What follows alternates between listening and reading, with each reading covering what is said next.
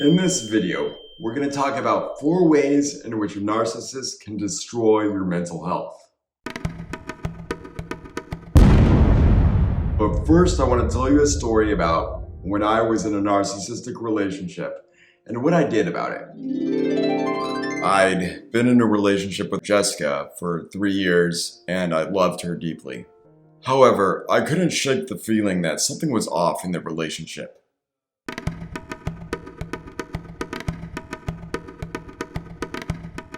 Jessica would often put me down, criticize me, and make me feel like I wasn't good enough. It wasn't until I stumbled across the concept of narcissistic abuse that I really understood what was going on. Jessica was a narcissist, and she'd been manipulating and controlling me for years. At first, I was in denial. I didn't want to believe that the woman I loved so much could be capable of such behavior.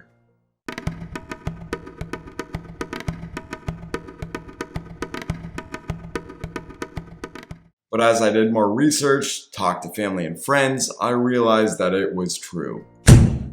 Be sure to watch this video until the end to see how my life changed once I learned about Jessica's narcissistic behaviors. But first, let's talk about how a narcissist can destroy your mental health. Narcissists can be bad for mental health because they can display behaviors that can be emotionally and psychologically damaging for those around them.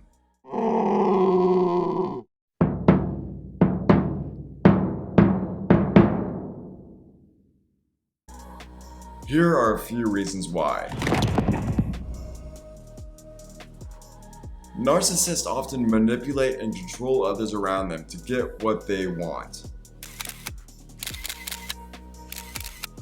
They may often use behaviors like gaslighting, lying, guilt tripping to get their way.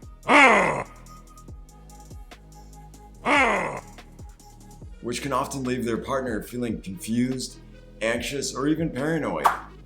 For those of you that don't know what gaslighting is, it's a technique often used by narcissists to make their partner doubt their own reality. The narcissist may deny that things actually happened or distort the truth to make them look good while making the partner feel confused and disoriented. Love bombing is also a very common tactic used by narcissists. It's a tactic where the narcissist showers the partner with attention, affection, and compliments, especially in the early stages of the relationship. This helps to gain their trust and loyalty.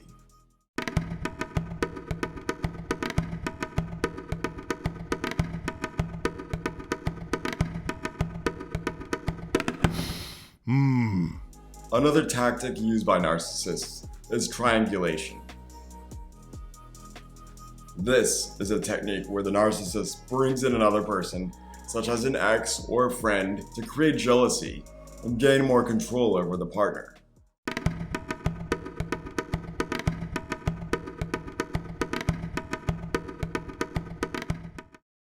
Then we have the silent treatment. The narcissist may use silence as a way to punish their partner for not complying to their demands or to gain control over the relationship.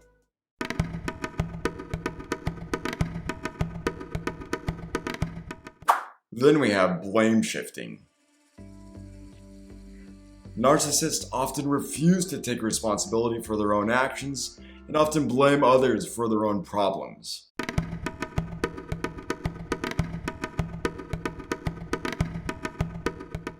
They may often use this tactic to make their partner feel guilty for something they did or didn't do. Next, we have projection. Narcissists may project their own negative qualities onto others to avoid facing their own flaws and weaknesses. Then we have hoovering. This is a tactic where the narcissist will often try to re-establish contact with a person after not talking to them for a while.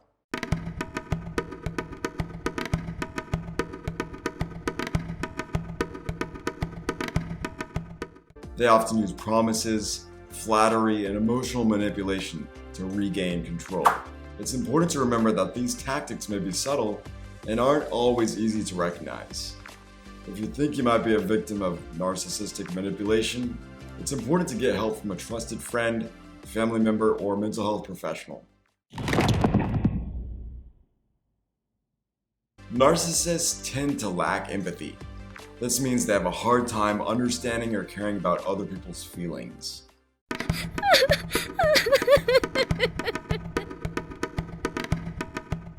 It can often leave the partner feeling invalidated, ignored, or emotionally abused, and this lack of empathy can manifest in many ways.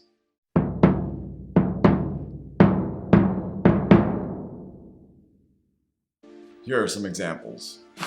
Disregarding others' feelings. A narcissist might disregard or dismiss one's feelings, seeing them as unimportant or inconsequential. For example, they may make insensitive comments or jokes about someone's struggles, or they might ignore their friend's problems as they're going through a really difficult time. A narcissist might have a really hard time empathizing with a partner's perspective, as they often only see it through their lens.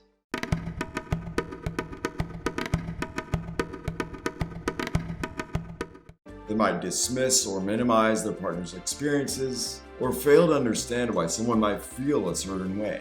A narcissist might have a tendency to talk over their partners or interrupt their partners when they're talking.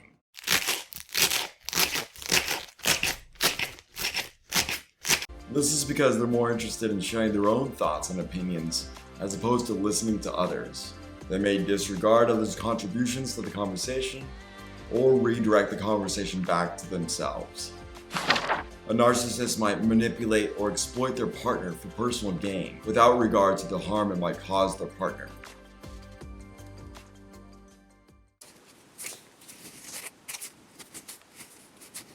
Give it to me.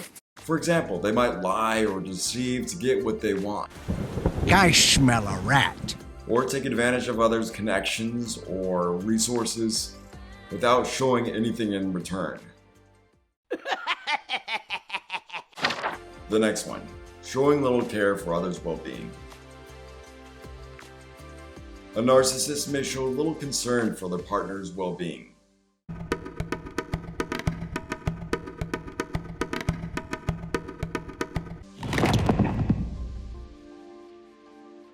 The next one would be constant criticism.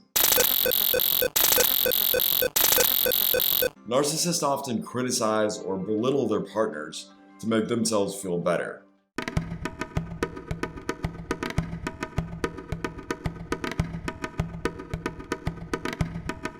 This can cause their partners to develop low self-esteem, feelings of worthlessness, or even depression. Constant criticism can be very challenging. It can have negative impacts on a person's self-esteem and mental health. Receiving criticism from time to time is normal, but when it becomes a constant and pervasive part of someone's life, it can be very damaging.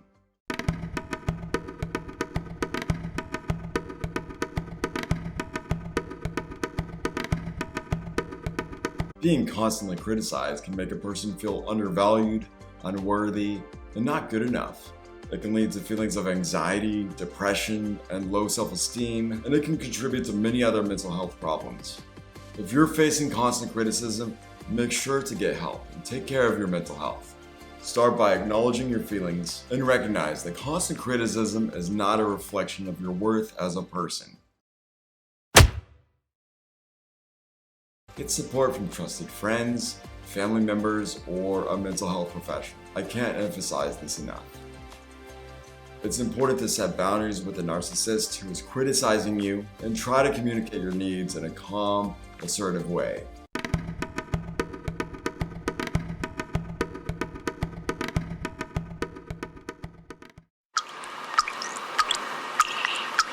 It's also important to remember that constructive criticism, when given in a respectful and supportive way, can be very helpful and informative.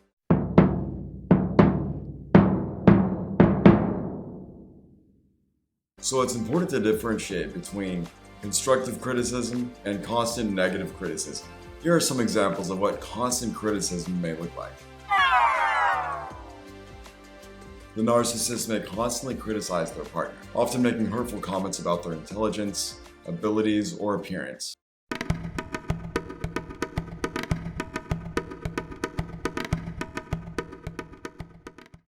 For example, they may mock a partner's taste in clothes or criticize their performance in front of others. Another example is nitpicking. The narcissist may focus on small flaws or mistakes, constantly pointing them out and making a big deal about them, and use them as ammunition in future arguments.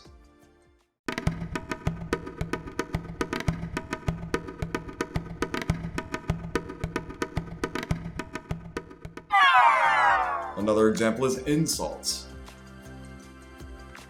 The narcissist might use insults, name-calling, or disparaging comments to criticize others.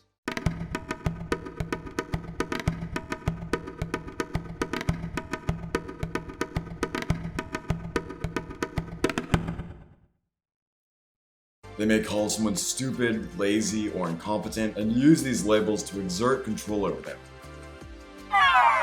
Another example, as we've mentioned before, is gaslighting. Again, it's using tactics to make their partner feel like their own reality is not real.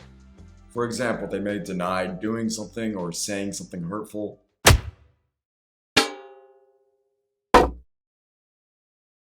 Or they might accuse others of being overly sensitive or irrational. The narcissist might be reluctant to give their partner praise or any compliments, as they may see this as a sign of weakness or an opportunity for others to outshine them.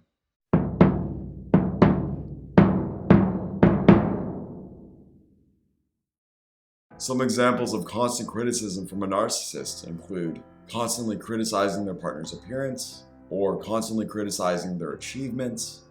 For example, if their partner has a really good day at work or gets a promotion, the narcissist would criticize them and might say that it's not good enough.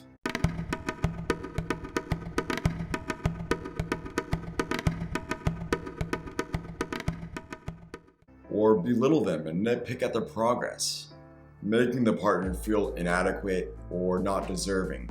Once again, this constant criticism will lead to low self-esteem, anxiety, and potentially depression. Inability to take responsibility. Narcissists often refuse to take responsibility for their actions or admit when they're wrong.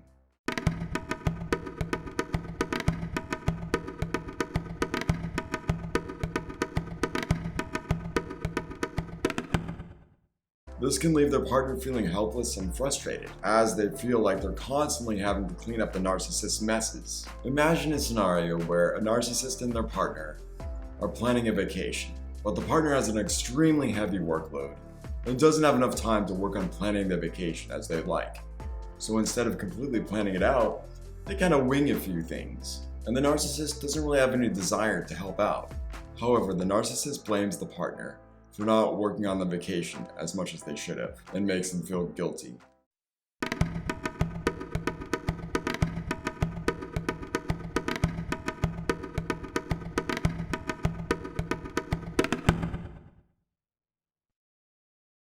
Instead of looking at all the things that they did actually do, and praising them for that, or helping out a little more. All of these behaviors can be extremely damaging to a person's mental health, as they can lead to anxiety, depression, low self-esteem, or even PTSD.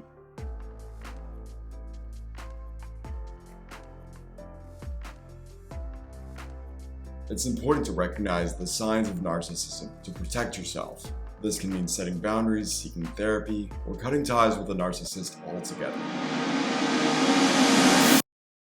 Now back to my story. I knew I needed to get out of the relationship, but it wasn't easy. Jessica had convinced me that I needed her, and that I was nothing without her.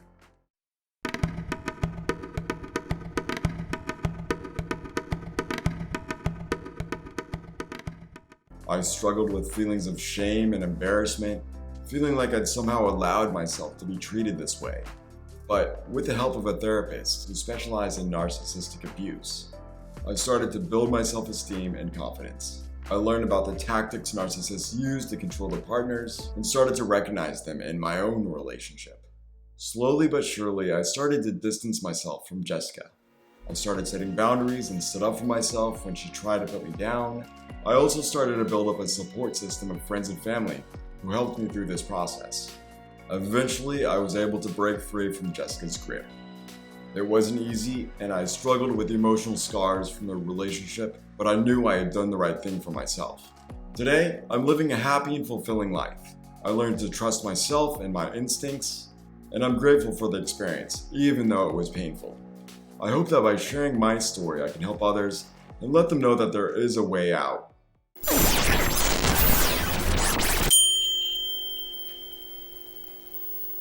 Thanks for watching. If you liked the video, be sure to press the like button. And if you want more mental health strategies, be sure to subscribe.